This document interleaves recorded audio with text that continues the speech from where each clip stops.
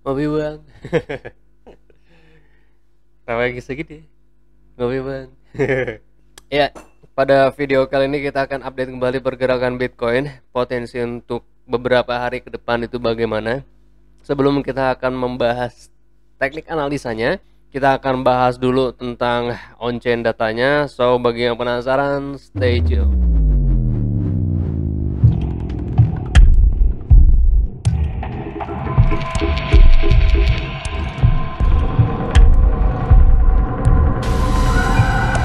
Hey guys, what's going on? Welcome back to Crypto Hell. Apa kabar semuanya? Semoga kalian baik-baik aja. Hari ini hari Jumat. Bagi teman-teman yang Muslim, jangan lupa untuk sholat Jumat hari ini ya, jangan ditinggal. Nah, teman-teman di sini bisa melihat ada grafik MVRV. MVRV itu Market Value Ratio Valuations ya. Nah, cara membaca MVRV adalah gini. MVRV di atas 3,7 adalah peringatan terhadap harga Bitcoin yang sudah berada di topnya, dan so pasti akan mendorong aksi jual besar-besaran seperti contohnya kemarin bulan April, Mei, dan Juni di saat grafik atau rasio MVRV itu sudah menyentuh lebih dari angka 3,7, 3,8, dikit lagi sampai 4,0.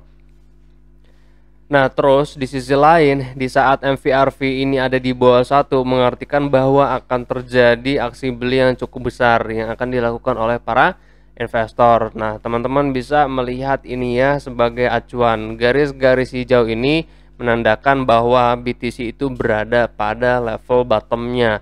Nah, ini adalah topnya, lalu yang bawah-bawah seperti ini adalah bottomnya. Jadi rasio-rasio yang ditunjukkan oleh MVRV ini bisa menunjukkan top dan bottom dari Bitcoin terhadap price actions-nya.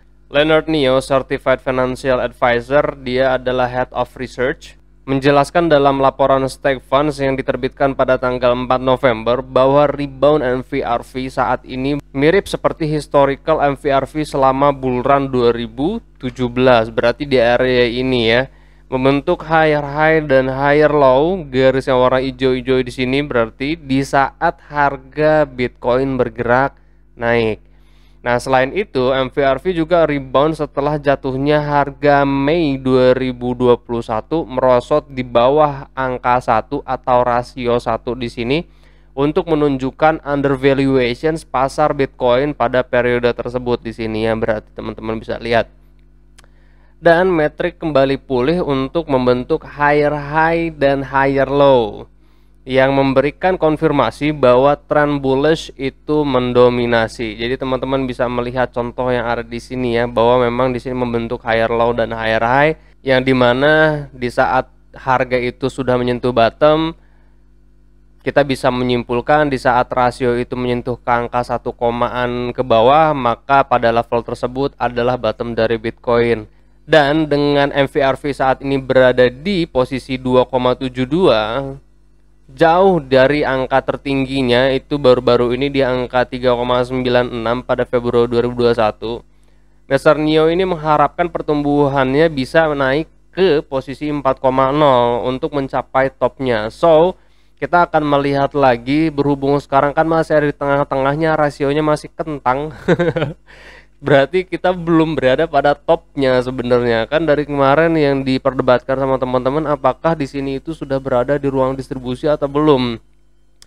Nah, ini adalah jawaban yang teman-teman bisa dapat dari gua dan juga analisa yang sudah diberikan sama Mr. Neo barusan. Lalu pada level saat ini Bitcoin itu kuat menahan posisinya pada harga 60 ribuan dolar, yang indikasinya level support kuat dan berpeluang menguji level resisten di angka 67 ribu dolar atau bahkan berpotensi naik ke harga 70 ribu dolar. Kita tahu bahwa ada dua matriks on-chain selain MVRV. Ada juga All Exchanges Reserve ini yang dapat membaca potensi bullish, juga termasuk dapat melacak saldo Bitcoin di semua exchanges, juga termasuk dapat melacak saldo Bitcoin di semua exchanges, juga wallet yang menyimpan Bitcoin dalam jumlah besar. Secara rinci totalan Bitcoin yang dipegang oleh bursa di seluruh dunia mencapai 2.311 juta BTC. Angka tersebut adalah yang terendah dalam kurun waktu 3 tahun terakhir.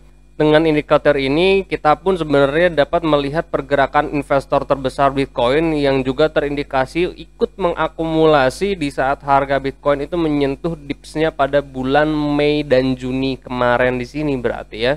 Nah, kalau kita lihat berdasarkan Well Supply Shock Indicator, addresses atau alamat yang menyimpan 10.000 sampai dengan 100.000 BTC ini meningkatkan pembelian Bitcoin mereka selama masa recovery Juni dan Juli kemarin. Ada salah satu on-chain analyst namanya Dor Shahar dari Crypto Jungle pun menyebutkan sebagai sinyal a multi-month accumulations uptrend. Dan beliau memprediksikan BTC dapat menyentuh all-time high-nya kembali karena Wells taking more Bitcoin supply keluar dari circulations atau peredarannya. Dengan demikian, indikator ini tuh dapat membantu kita dalam memvisualisasikan kekurangan pasokan koin yang dimiliki oleh Wells yang dapat menyebabkan dan mempengaruhi terhadap pasar. Nah, pada dasarnya kesimpulannya adalah koreksi dan juga konsolidasi yang kita alamin saat ini dari Bitcoin adalah hal yang sangat wajar karena ada Wells juga yang ikut re-accumulations pada level saat ini guys. Tapi teman-teman perlu perhatikan bahwa dips itu sebenarnya ya harga 30.000 kemarin di bulan Juni dan Juli. Terus fase re-accumulations itu adalah yang paling aman di saat kita menemukan kenaikan kemarin di bulan September dan Oktober. Ini adalah dips atau area re-accumulation yang paling aman. Setelah kita menemukan dipsnya itu di angka 30 ribuan. Jadi sekarang tuh kita tinggal ngikutin Wells aja ke area distribusi gitu. Kalau teman-teman mau re-accumulation saat ini ya at least ya tunggu breakout dari level resistannya di sini. Dan teman-teman kan kalau berdasarkan analisa gua kemarin berarti teman-teman udah buyback di sini ya. Ya at least sudah bisa atur stop lossnya di level support terdekat gitu. Cuma overall kalau berdasarkan on-chain data yang sudah kita bahas barusan, BTC itu, crypto market itu sekarang masih bullish karena BTC berdasarkan on-chain masih under valuation. Nah, di sini teman-teman bisa melihat ya, BTC itu sudah membentuk higher low yang baru. Nah, terus kalau teman-teman melihat funding rate juga sekarang tampak sudah mulai akan menurun ke arah negatif atau ke arah angka 0 di sini, yang dimana kita ekspektasinya memang ke angka tersebut biar BTC itu bisa spiking atau volumenya itu bisa meningkat pada level saat ini. Kenapa funding rate itu juga sangat penting? Karena pada level saat itu sebenarnya yang masih mendominasi adalah retail yang menggunakan derivative market ya atau future market, dan di saat leverage itu overheated, kalau teman-teman mau melihat overheated berarti kan di angka di atas 0,05 ya. Berarti di sini penggunaan leverage-nya itu cukup sangat besar dibanding saat ini. Kalau saat ini memang cukup sangat netral dan mengarah ke angka negatif. Yang dimana ini adalah prospek yang sangat baik untuk Bitcoin sendiri, melihat bahwa market itu sekarang sudah mengurangi pengurangan leverage-nya yang diharapkan. Berarti beberapa hari ke depan market tidak menggunakan leverage yang cukup sangat besar agar funding rate pun tidak overheated seperti kemarin. Syukur-syukur kalau misalkan funding rate itu di bawah angka 0, itu udah paling asik banget men.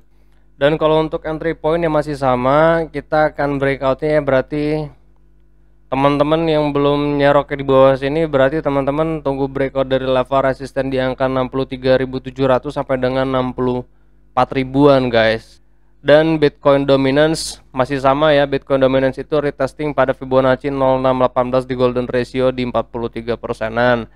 Dan pada level saat ini Bitcoin dominance time frame 4H ini sudah ada bullish divergence, jadi indikasinya memang reversal. Kenaikan Bitcoin dominance itu bukan suatu masalah, tidak perlu dikhawatirkan. Kalau kita lihat kenaikan Bitcoin dominance dan Bitcoin naik kan berarti BTC season ya. Jadi kita perlu berhati-hati kepada altcoin dengan market cap kecil. Yang biasanya ikut itu adalah altcoin dengan capnya yang besar. So seperti BNB, Solana dan kawan-kawan. Kita lihat aja di coin market cap itu 10 besar atau 20 besarnya itu apa aja. Dan sekarang bulan Go udah keluar ya. Berarti sekarang itu sudah masuk ke fase new moon. Kita akan melihat lagi berarti tanggal 11 sampai dengan 14 itu first quarter.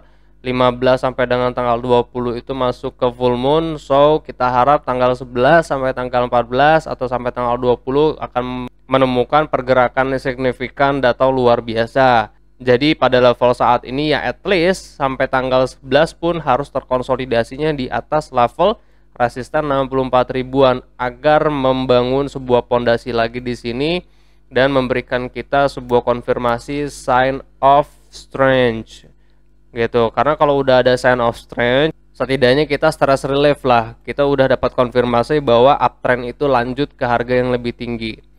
Ya, untuk saat ini cukup sampai di sini. Gua akan kembali lagi update pergerakan Bitcoin di grup Telegram. Terima kasih banyak untuk teman-teman yang sudah bergabung. Yang belum subscribe tinggal diklik aja tombol subscribe-nya. Jangan lupa kasih like di video ini. Kalau nggak suka di dislike nggak jadi masalah. Teman-teman yang belum klaim diamond di CoinMarketCap jangan lupa setiap harinya harus klaim diamond.